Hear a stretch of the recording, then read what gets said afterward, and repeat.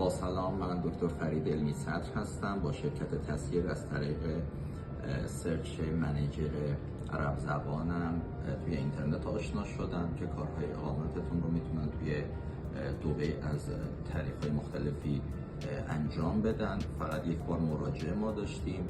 بعد از اون یک بار مراجعه کل کارها رو خودشون انجام دادن. ما یه شرکتی ثبت کردیم که باعث شد که هم بتونیم اقامت رو توی دبی بگیریم و هم شرکت ثبت شد.